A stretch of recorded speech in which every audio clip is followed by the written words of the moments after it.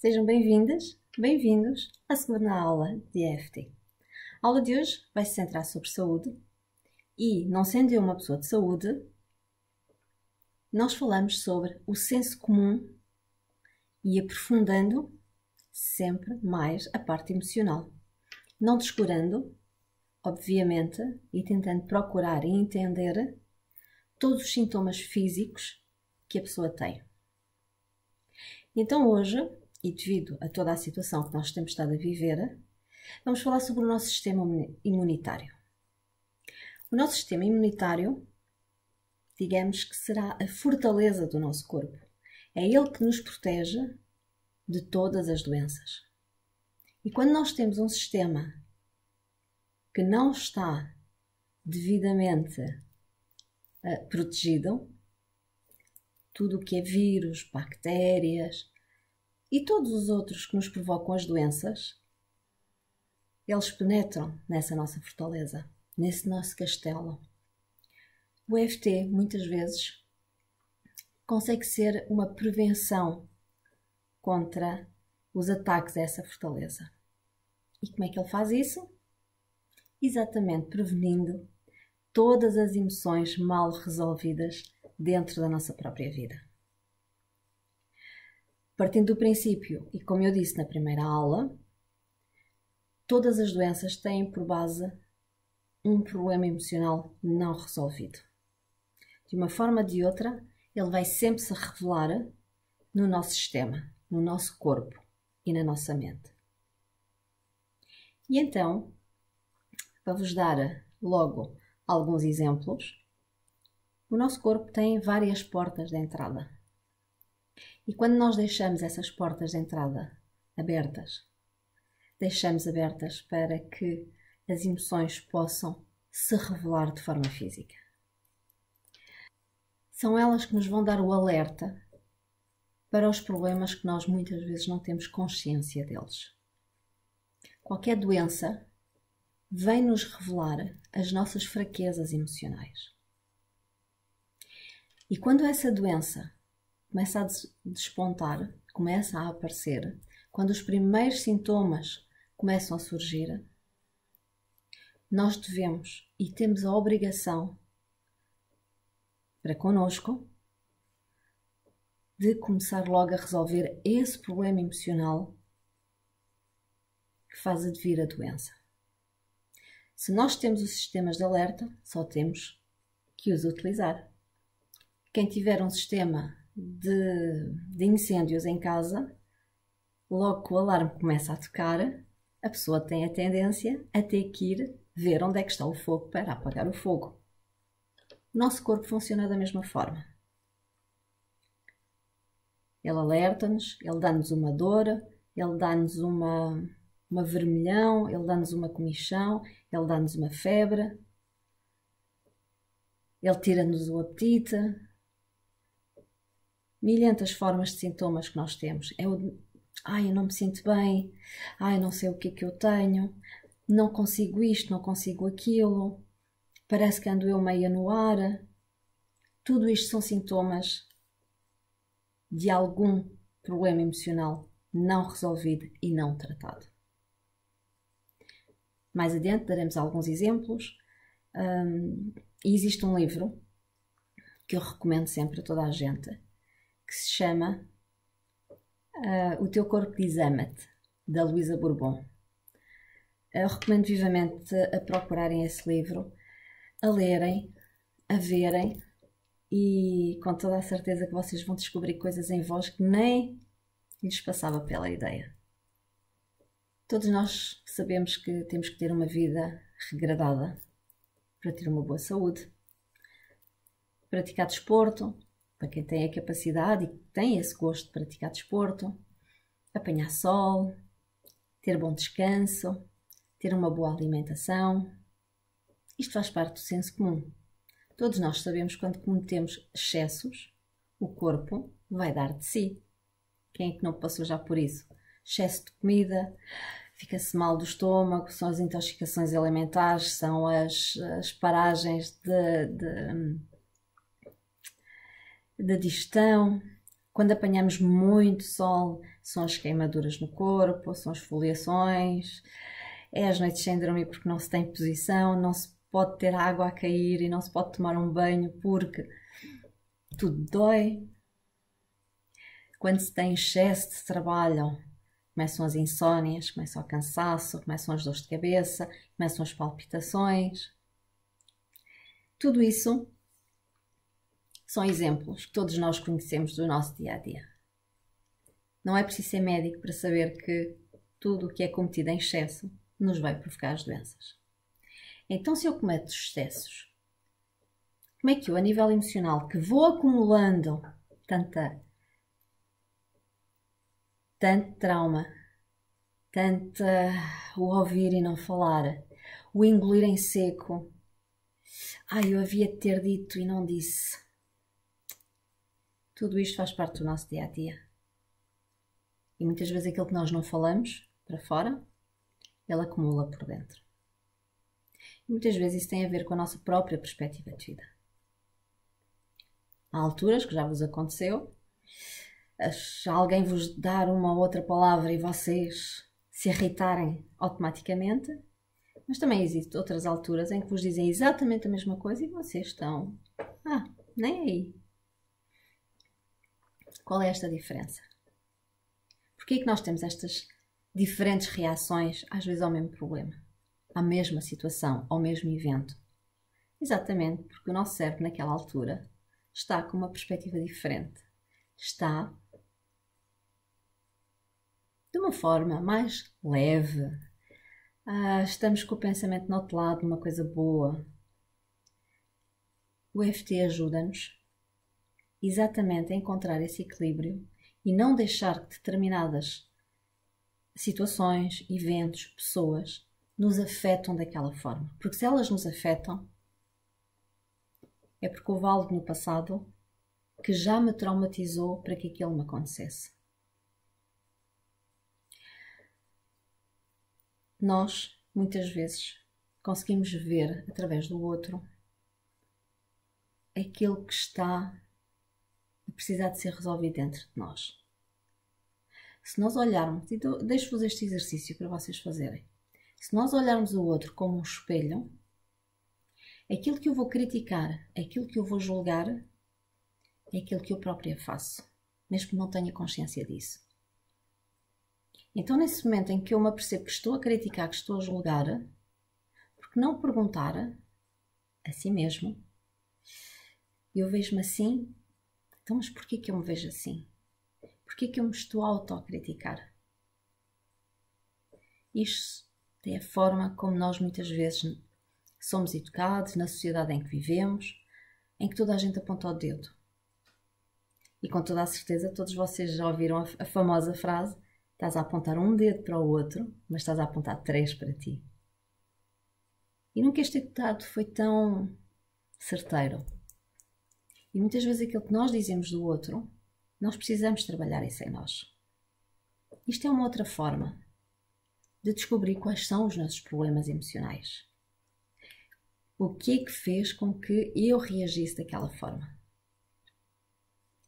E então, perguntam-me vocês, como é que eu vou trabalhar o meu sistema imunitário com tudo isto? Seja aquilo que me aparece fisicamente, seja aquilo que eu vou começando a observar nos outros. Como é que eu resolvo isto? De uma forma tão simples. Através do tapping, do EFT, os tais batimentos com a ponta dos dedos nos nossos meridianos, nós conseguimos fazer fluir o fluxo energético no nosso corpo. À medida que nós vamos fazendo isto todos os dias nós vamos libertando algo que não está bem. Vamos libertando alguns bloqueios, vamos libertando onde os 2 fios não estão bem conectados, que eles vão se reconectar. Nós vamos... Imaginem, quando nós, por exemplo, temos a regar o nosso jardim com a mangueira.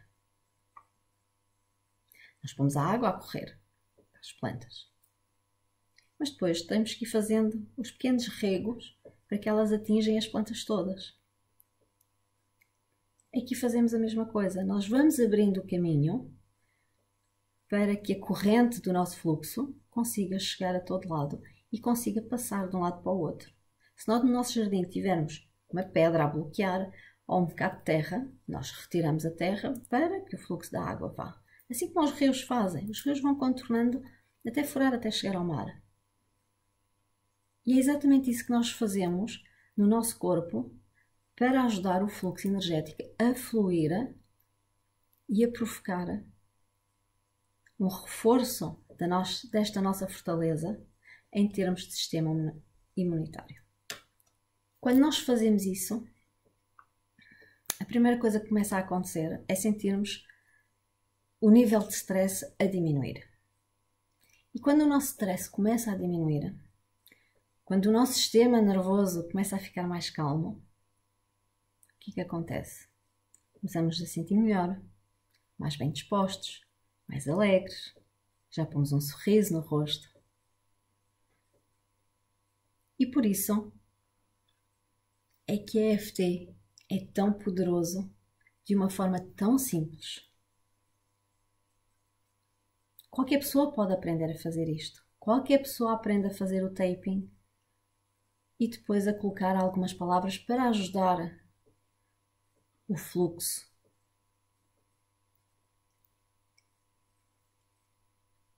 Quando nós estamos em paz, quando nós estamos tranquilos, serenos, muitas vezes eu tento me sentir como o Dalai Lama quando eu o vejo, aquela serenidade pura, com toda a certeza que ele também tem emoções para resolver, com toda a certeza que ele também faz um trabalho energético para manter essa calma, essa paz. Muitas vezes nós dizemos que não, nós temos que ser aguerridos, nós temos que trabalhar e nós temos que estar sempre em movimento. Aliás, a nossa sociedade, quem não estiver em movimento parece que não vive. Também já estive nessa onda. Tem que ter um trabalho, está sempre a trabalhar e a fazer e a inventar e a criar, e depois tem que ir ter um desporto e a seguir tem que ir fazer isto e fazer aquilo, eu não posso parar, e depois é a minha vida social. Ou seja, quantos de vocês têm tempo durante o dia para pararem, para pensarem em vós? Desde os pais, os filhos, o trabalho, a vida social, o marido, a esposa, os irmãos, as irmãs, os cunhados, as cunhadas. Quando é que vocês tiram 5 minutos para vocês? Durante esse período, e se vocês acham que não conseguem parar durante meia hora, 1 hora, só para vocês. Porque quando vocês dizem, eu vou para o ginásio, é só para mim, vou para a piscina, é só para mim, vou fazer o meu desporto, é só para mim. Claro que isso é importante. Experimentem parar, mas parar mesmo. Não mexer o músculo. É difícil. É muito, e se não, muitas vezes extremamente difícil. Eu dou-vos um exemplo meu. Quando eu tive que parar da minha primeira... quando eu caí a primeira vez, como eu vos contei na aula passada, eu tive que dormir aqueles 15 dias. Eu fui buscar umas meditações de uns yoguinhos. A meditação são 10 minutos.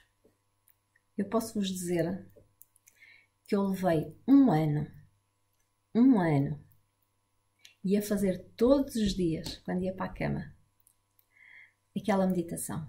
E levei um ano para conseguir fazer uma meditação de 10 minutos.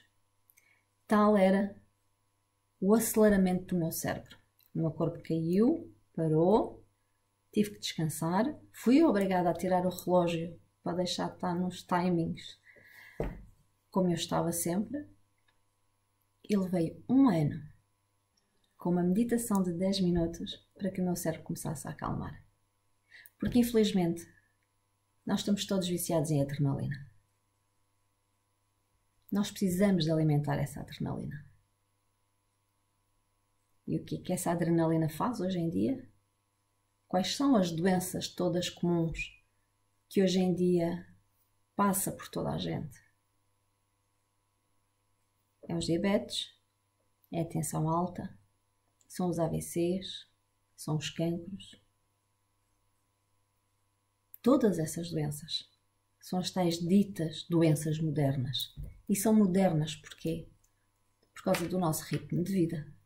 Eu tenho que ter sempre mais e mais e mais e mais, e tenho que fazer mais e mais e mais, e tenho que mostrar mais, mais e mais.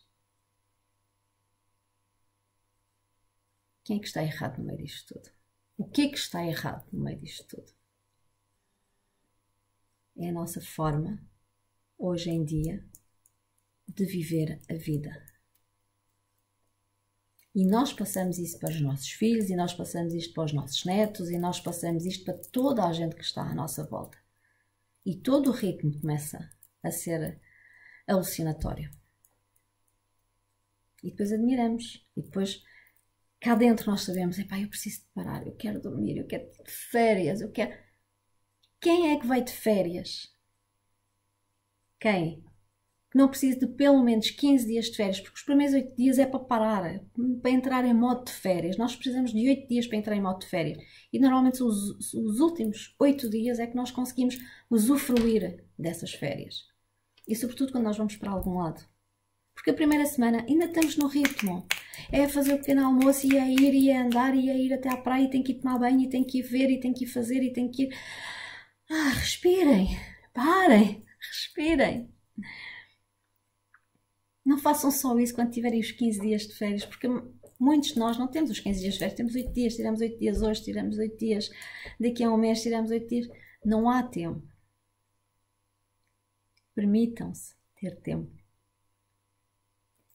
E o EFT aqui vem-nos ajudar ao fazermos todos os dias um bocadinho de EFT. Pela manhã, pela noite, quando quiserem.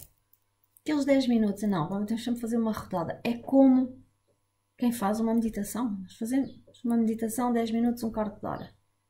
Eu vou respirar fundo, vou estar aqui na minha meditação. Para além da meditação que nos ajuda a acalmar a mente, o EFT faz dobrar essa meditação. Para quem faz. Para quem não faz, ajuda a relaxar, a respirar fundo.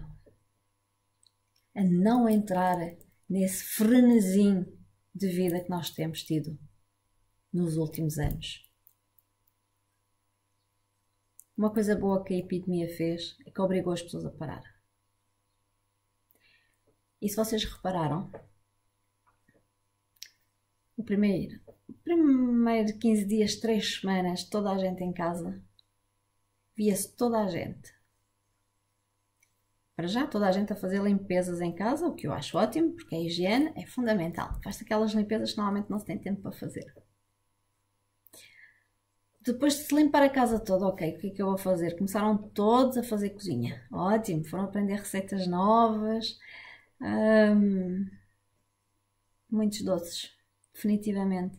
Muitos doces. Demasiados doces para tentar compensar o quê? Essa adrenalina que fazia falta. As pessoas começaram-se a irritar dentro de casa por estar com as pessoas, porque não sabiam o que é que haviam de fazer, não sabem como é que há de lidar com as pessoas 24 horas. Muitas não sabiam lidar porque não tinham o seu próprio espaço. Eu sempre acreditei que nessa altura a maior parte das pessoas conseguissem parar para pensar o que é que nos está a acontecer, o que é que nós temos que mudar na nossa vida. E no entanto estava toda a gente deserta para terminar a pandemia, para voltarmos à mesma vida frenética, à mesma vida irrespirável. Para quê? Pergunto eu. Para viver a vida? Viver uma vida que nos vai dar doenças? Claro que enquanto eu tenho 30, 40, mesmo 50 anos, eu ainda tenho vitalidade. O problema é depois, porque isto começa a acumular. Claro, quando se faz algo com paixão, Mas estamos a falar de um período breve de tempo em que colocamos toda a nossa energia naquilo que estamos a fazer. Mas depois temos que guardar a nossa serenidade para não deixar os tais vírus e bactérias e afins contaminar o nosso sistema imunitário. Porque se nós abrirmos as portas, se nós escancaramos as nossas portas e as nossas janelas, eles entram todos. E depois temos outro problema aqui. Quando nós chegamos a essa idade em que todas as doenças vêm e obrigam-me realmente a parar, o que é que vai acontecer? Eu vou-me começar a vitimizar. E como não vou poder ter a vida social que eu tinha, essa doença vai funcionar como um chamariz para que as pessoas estejam comigo.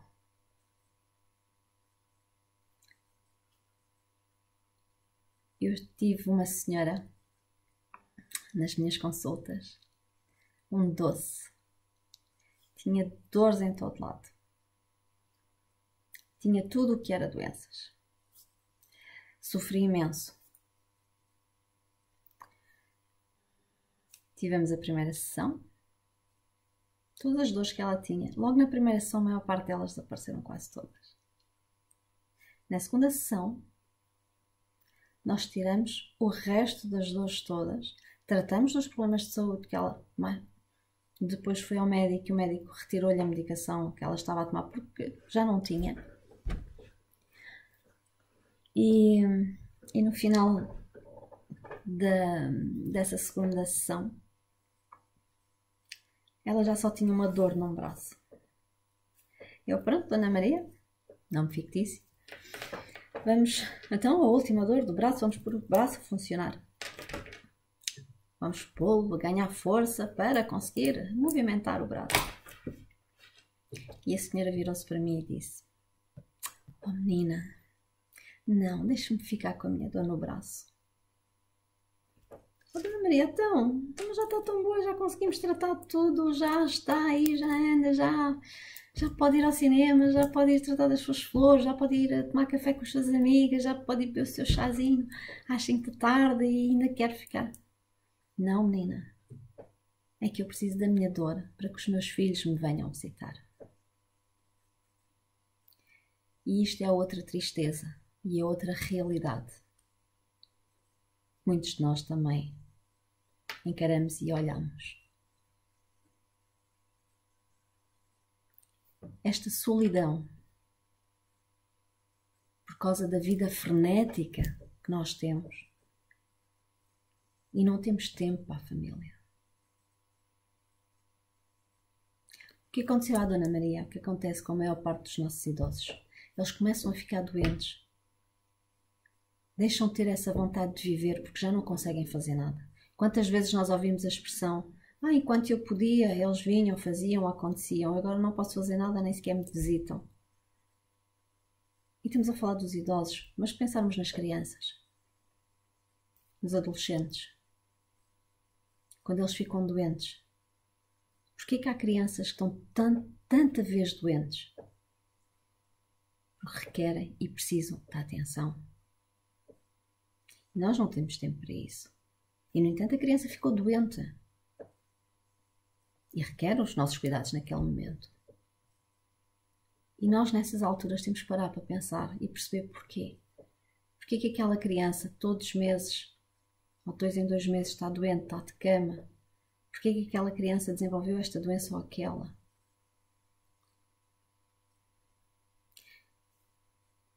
Começou a ser feito no México um trabalho fantástico, em que tanto as enfermeiras como o pessoal auxiliar aprenderam estas técnicas de EFT.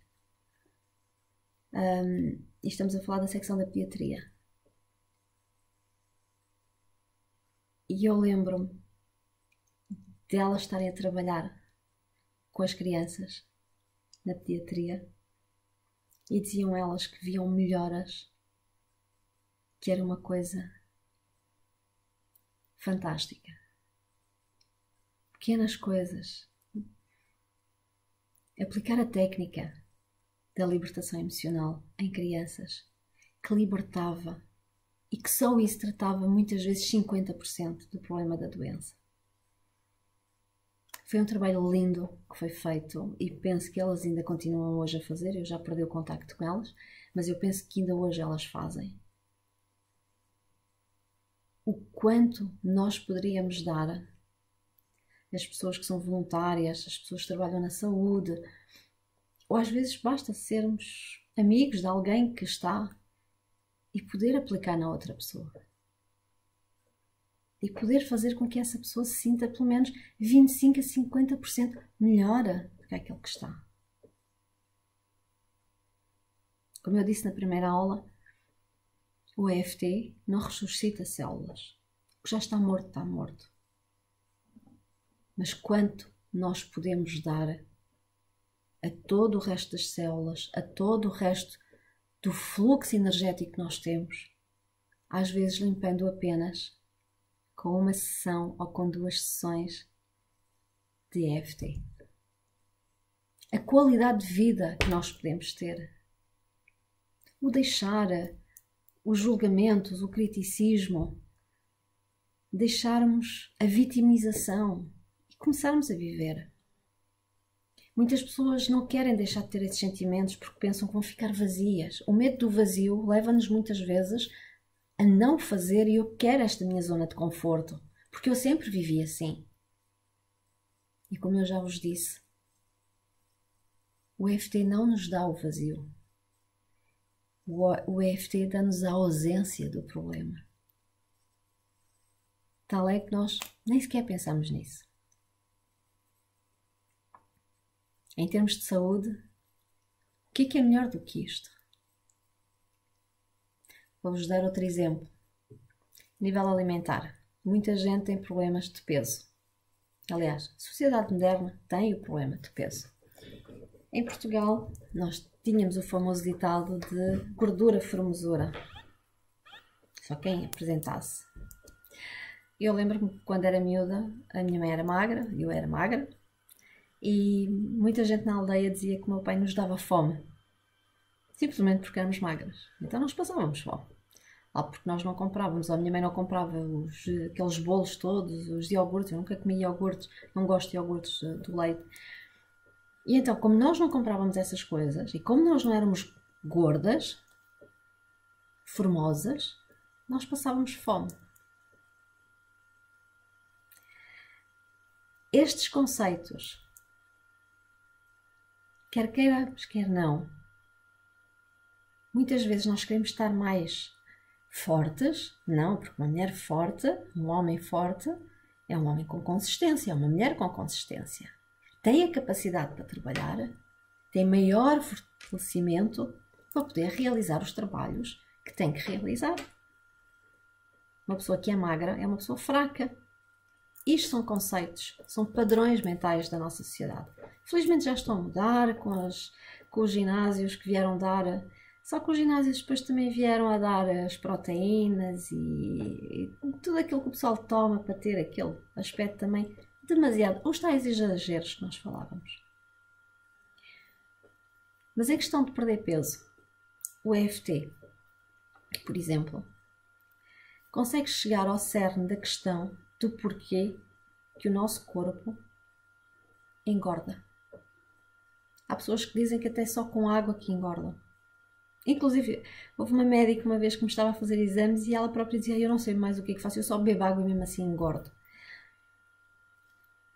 Ela tem um problema emocional que faz com que todo o alimento que ela processa vai provocar o tecido adiposo e as gorduras a funcionar e a engordar e a ganhar peso. Muitas vezes há coisas tão simples e que nós nem damos por ela. Uma das minhas pacientes precisava de emagrecer à volta de 20 quilos. Ok? Então, fiz uma sessão ou um planeamento em que, ok, então vamos perder peso ao longo do tempo, vamos levar pelo menos 4 a 5 meses para conseguir perder esse peso. 20 quilos. Ela só fez 4 sessões comigo.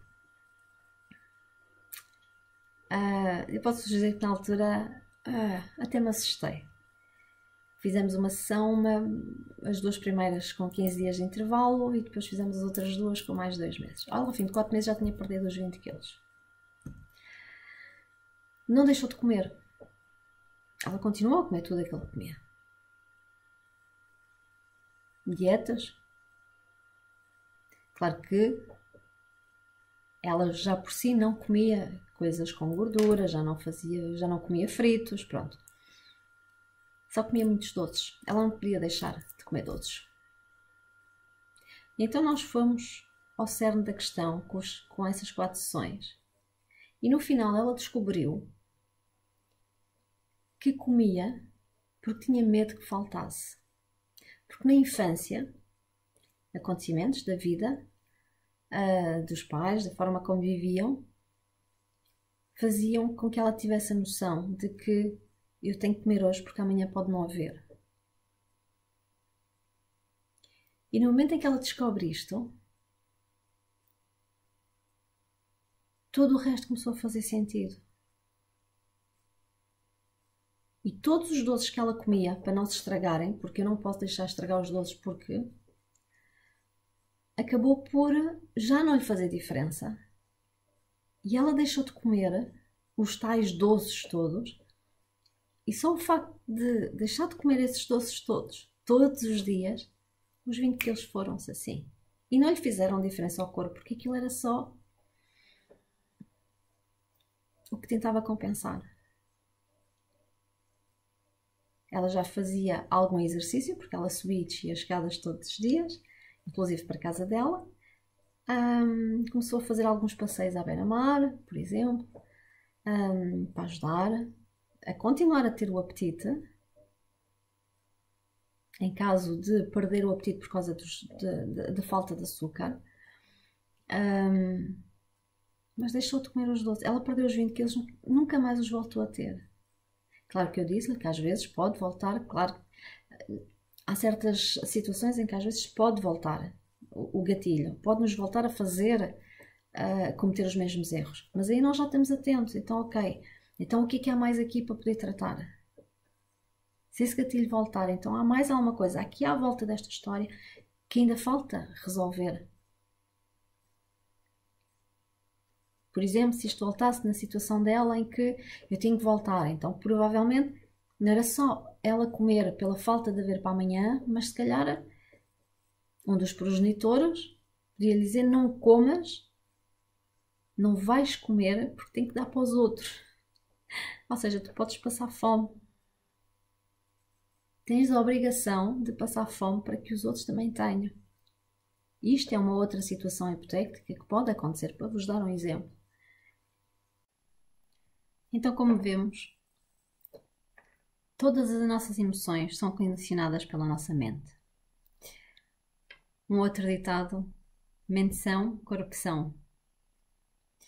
A OMS, em 2002, fez um relatório a nível mundial sobre as doenças mentais que levariam às doenças nas próximas décadas. E esse relatório vai estar aqui disponível, eu vou-vos disponibilizar aqui na página, em que realmente eles revelam, e passo a citar: o conceito de saúde mental abrange, entre outras coisas, o bem-estar subjetivo, a autoeficiência, a autonomia, a competência, a dependência interrelacional e a autorrealização do potencial intelectual e emocional da pessoa. E quando falamos destas doenças todas psicossomáticas, a psique é que vai condicionar tudo o que se passa a nível físico com a pessoa. E então vamos aqui discernir aqui, quando ela fala do conceito de saúde mental que abrange o bem-estar subjetivo, é o bem-estar que para nós faz sentido. É o bem-estar que a pessoa tem no seu espaço. Se a pessoa não se sentir bem nesse seu espaço, ela não vai estar de uma forma positiva, vai estar de uma forma negativa. Essa envolvência do seu espaço passa não só pelas condições em que vive, mas pelas pessoas que a rodeiam. Esta é uma das partes. Uma outra, que ela fala da autossuficiência percebida, é aquilo que para nós é importante na nossa sobrevivência. O que é que para mim é fundamental para eu viver? A pandemia vem-nos mostrar que se calhar há muita coisa que não faz falta para que nós possamos viver e ser felizes. Aliás, se retirarmos isso, nós temos mais tempo para nós. Aquilo que eu compro, o que é que realmente me faz falta e o que é que eu vou buscar simplesmente para preencher o meu ego, para preencher as minhas necessidades a nível social por causa dos outros. A autossuficiência, muitas vezes, é muito mais pequena do que aquilo que nós vivemos no dia a dia. Este é um segundo exemplo. Quando eles falam da nossa competência e a nossa dependência interrelacional, a nossa competência tem a ver com as coisas que eu tenho a capacidade para fazer. Há uma imagem que eu nunca me esqueço, que aprendi, que se calhar muitos de vocês também já viram, em que há vários animais, desde o esquilo, o hipopótamo, um crocodilo, um pássaro, um coelho, e a pessoa diz: só quem conseguir subir à árvore é que vai ser isto ou aquilo. Se nós avaliarmos os animais pela capacidade de subir à árvore, são quantos que ficam em terra. Esta frustração a nível social que nos é imposta muitas vezes só por nós não fazemos aquilo que os outros fazem, e começa logo na escola. Se eu não tirar as melhores notas, eu nunca vou ser ninguém. Se eu não souber a matemática toda e o português todo, eu não vou ser ninguém. Quantos artistas se frustraram na escola? Porque a grande capacidade deles era criar, era pintar, era desenhar, era cantar, era dançar. Todos os conhecimentos são importantes, mas nós devemos desenvolver aquilo que realmente nós temos a competência para fazer. Um pássaro é para voar, um coelho é para correr, um crocodilo é para estar na água. Cada um tem os seus elementos. A preguiça é para ser preguiça. Um caracol é para ser caracola. Não tem que correr a maratona com uma lebre. A famosa história, né, que nós conhecemos. Todos nós temos as nossas capacidades inatas. E não pode ser a sociedade, as outras pessoas, os professores, os nossos pais, a impor-nos condicionalismos para nós podermos desenvolver o nosso potencial. Eles têm que nos ajudar e apoiar. E já que eles não fizeram, nós temos a obrigação de fazer isso com as pessoas que estão à nossa volta, com os nossos filhos, com os nossos educandos, com os nossos alunos. Temos que desenvolver o potencial. Eu tinha uma amiga na escola que era extremamente inteligente. Ela tirava 20 a tudo, na altura. A educação física não dava nada. Infelizmente o nosso sistema, por causa das médias de entrada, o professor de ginástica tinha que lhe sempre dar uma nota alta, que era para não lhe estragar a média. Isto é injusto. Se ela não tinha capacidade de ginástica, não tem, ponto. Como ela própria dizia, eu não posso ser boa a tudo, não é? Se eu não tenho capacidade para determinada coisa, por que eu tenho que ser obrigada a ter que ser só porque? E por isso é que eu digo muitas vezes que o nosso sistema de ensino também está todo invertido. Nós premiamos às vezes aqueles que não têm méritos de premiar e esquecemos muitas vezes aqueles que têm muitos méritos e que simplesmente os marginalizamos. Também é uma das nossas competências ajudar a sociedade a crescer pelo seu melhor. Não a perpetuar algo que nós já sabemos que está errado, algo que também não funcionou connosco, algo que nós sabemos que não funciona, mas continuamos sempre e sempre e sempre num ciclo vicioso. Porque às vezes nós temos medo de mudar, temos medo dessa mudança. Um outro ponto que eles focam é a autorrealização do potencial intelectual. A capacidade que nós temos para pensar, para discernir, para termos uma autocrítica, uma crítica construtiva. A capacidade para nós observarmos e tirar daí ilações. Nós dizemos que, por exemplo, em Portugal já há só 2 ou 3 intelectuais. Eu acho triste começarmos a pensarmos assim. Eu acho que existem muitos intelectuais por aí, simplesmente não estão nas asas da ribalta. Simplesmente porque não têm grandes empresas ou porque não fazem parte do governo. Eu conheci muitos intelectuais que não são conhecidos. Mas isso não quer dizer que eles não estejam aí. E todos nós temos essa capacidade pensante. Nós somos seres pensantes. E nós temos que voltar a ter este espírito de autocrítica, mas autocrítica num sentido construtivo. Observar, ver, melhorar. Isto é ter a capacidade de discernimento. Não é só porque os outros fazem que eu vou fazer. Se calhar nem tenho capacidade para fazer. Porque é que eu vou fazer? Os 5 minutos de fama que toda a gente quer. Que a pandemia foi ótima, não é? Retirou as selfies todas. Ah, que alívio a fazer scroll no Facebook, no Instagram, nas redes sociais todas. Já havia conteúdo.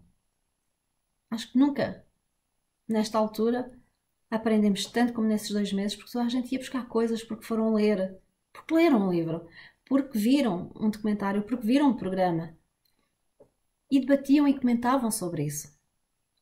Que lindo! Isto é capacidade intelectual, capacidade de discernimento, capacidade de crítica. Termos massa crítica. E questionar porquê. E, claro, a autorrealização emocional da pessoa. Se eu emocionalmente não me sentir feliz, satisfeita, o que é que eu preciso para isso? Emocionalmente, o que é que eu preciso à minha volta para me sentir bem, confortável? Mas eu só consigo isto também se eu estiver a tratar da minha parte emocional e tratar os meus traumas e tratar os meus bloqueios. Porque se eu não os tratar, não vale a pena. Eu posso viver no Éden e nunca vou ser feliz. Isto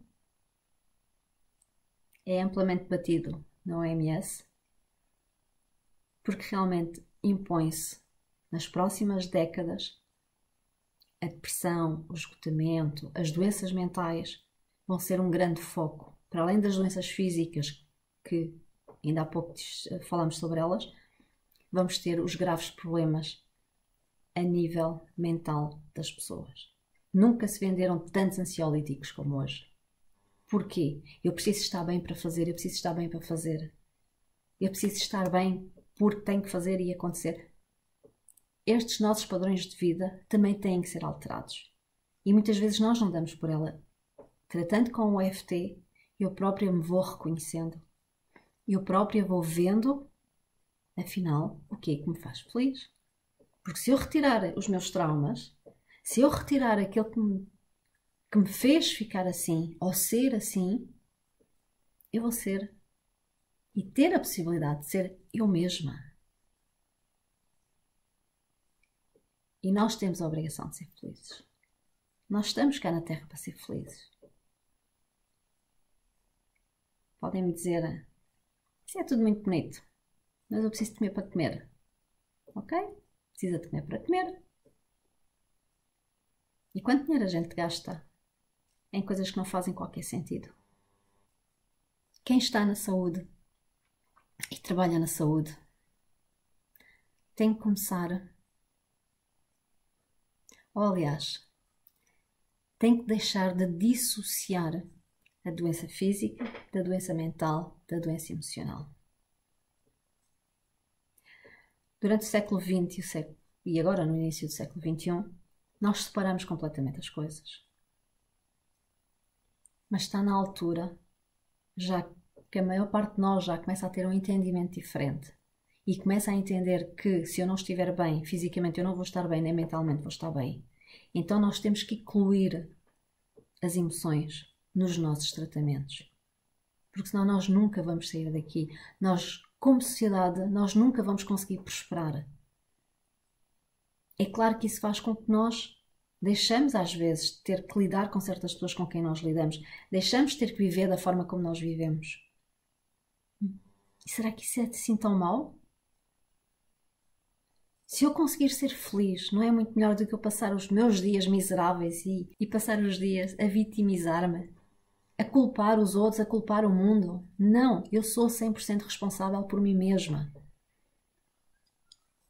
Cada um tem o seu caminho a fazer. Cada um tem os seus traumas para resolver. Cada um tem os seus padrões mentais para alterar. Somos todos diferentes e, no entanto, tão iguais.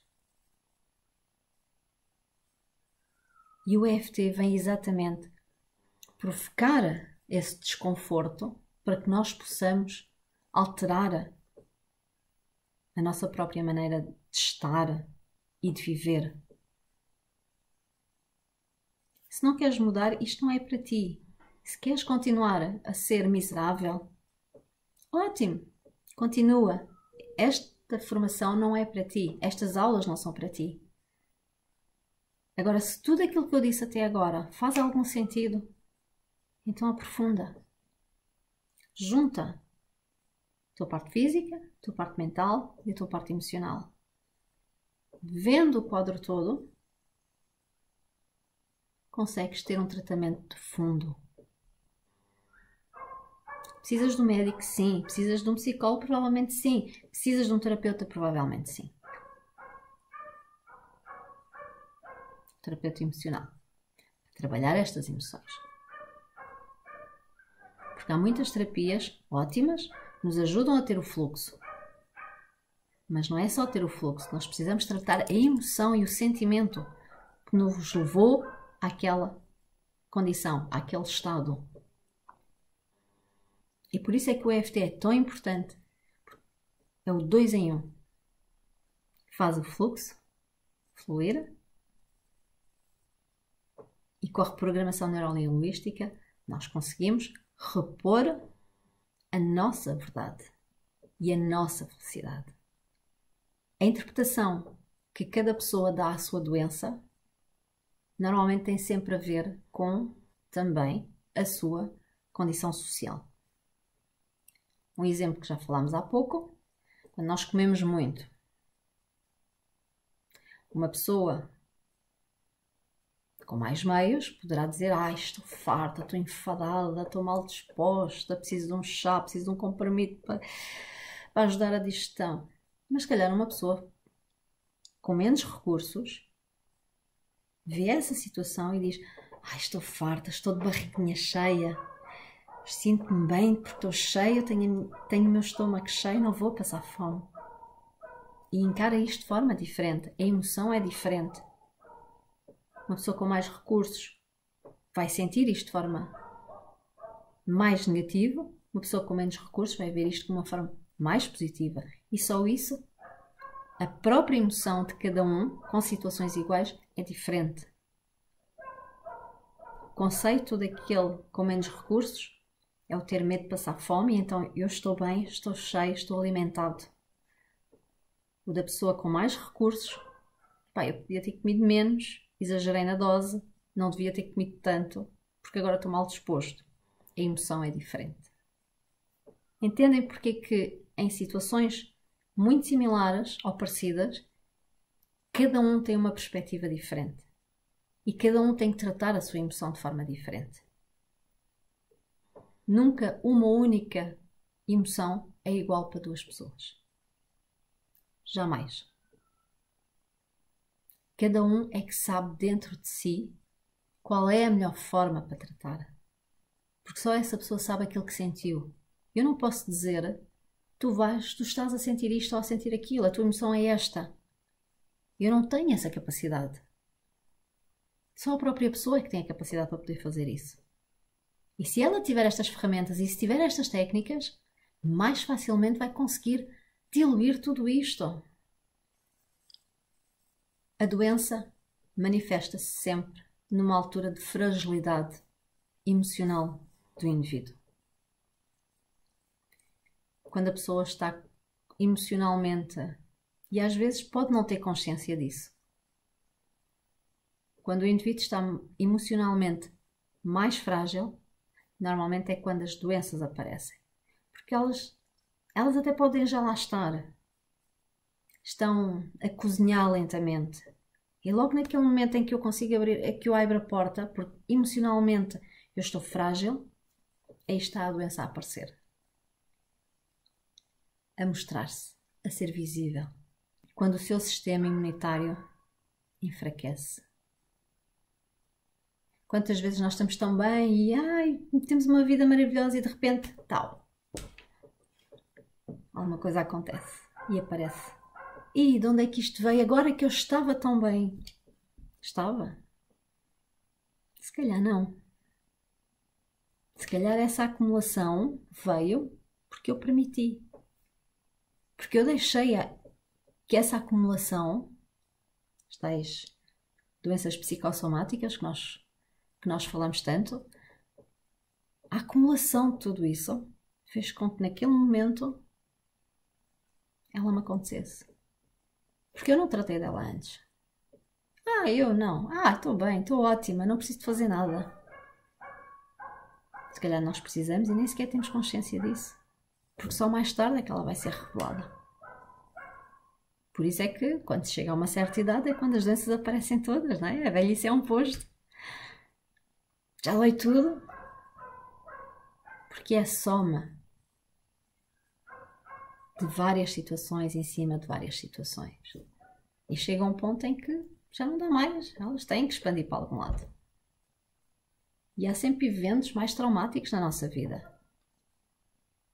Uns mais, outros menos, mas passamos sempre por elas. Alguns dramáticos mesmo. E quando são vários dramáticos, uns em cima dos outros, piora.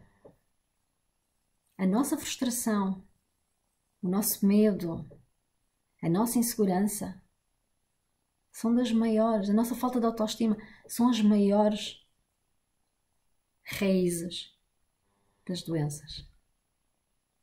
Porque é por causa delas que nós não avançamos, nós não fazemos, nós não somos aquilo que queremos ser. E a doença manifesta-se como uma forma escapatória do nosso ser. Quando nós necessitamos de atenção, de carinho, de conforto. É quando elas se manifestam todas.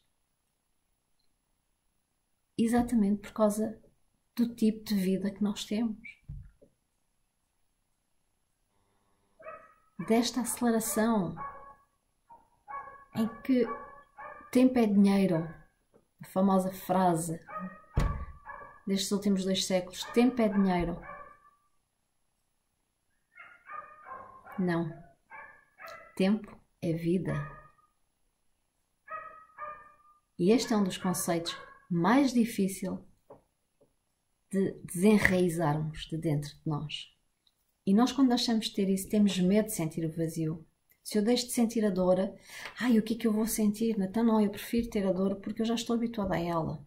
A minha zona de conforto é a dor. Se eu não tiver dor, com o que é que eu me vou preocupar? Este medo do vazio, de forma inconsciente, faz com que nós muitas vezes estejamos infelizes, exatamente com medo do vazio. Nós temos medo do vazio, temos medo que esse vazio nos consuma. E por isso é que o EFT difere também das outras técnicas, porque ele não nos dá o vazio, ele dá-nos a ausência da dor, a ausência dessa emoção. E nós automaticamente, inconscientemente, já estamos a pensar noutras coisas, a sentir outros sentimentos, sem sentir esse vazio. E portanto eu deixo-vos com um exercício. Eu vou-vos ler as perguntas para não me perder. Quando nós analisamos então a nossa doença, sejamos nós no médico, no psicólogo, mesmo no terapeuta, não esquecer de nos perguntarmos a nós mesmos certas perguntas. A primeira, o que é que eu penso e sinto sobre esta doença? Sobre este sintoma que eu tenho? Qual é a minha sensação? O que é que eu sinto em relação a isso? E escrevam. Sinto isto, aquilo, aquilo outro. Façam a vossa listagem de todos os sentimentos, positivos ou negativos, que essa doença e que esse sintoma vos dá. A segunda pergunta: o que é que eu penso que posso fazer para melhorar esses sintomas? Depois já temos a primeira lista. Ok, então eu penso isto tudo. Então o que é que eu posso fazer para melhorar, para sentir diferente e contrário a isto? Então ponham à frente. O que é que eu posso fazer para melhorar tudo isso? Esses sentimentos, esses acontecimentos, a minha forma de viver, a minha forma de pensar. Tudo isso. Façam a vossa segunda lista. Terceiro. Depois de ter essa segunda lista, vamos ver quais são os vínculos afetivos que fizeram que eu pensasse tudo isto. Isto é provocado por causa do meu pai, da minha mãe, do meu filho, da minha filha, de um professor, de um vizinho, seja o que for. Vejam quais são os vínculos afetivos relacionados com cada uma desses sintomas, ou desses sentimentos que vocês colocaram para os sintomas. E finalmente, depois de ter visto os vínculos afetivos, vamos ver qual é o nosso cotidiano, a nossa vida do dia a dia, em relação a tudo aquilo que nós dissemos. Ok, como é que é isto em família? Como é que é isto no meu ambiente de trabalho? Na minha escola? Como é que é isto na minha comunidade? Nos meus grupos sociais? Como é que eu me comporto? O que é que eu posso fazer de diferente? Ao fazer este exercício, com estas 4 perguntas, vocês vão descobrir um mar de informação sobre vós mesmos. Que é um grande ponto de partida para quando vocês fizerem o primeiro nível de EFT, conseguirem logo começar a trabalhar. E que já podem começar a trabalhar. E com isto vos deixo. Façam o exercício. Coloquem dúvidas, comentários, como quiserem, que eu vou tentar responder a cada um deles. E até à próxima aula. Bem-aja!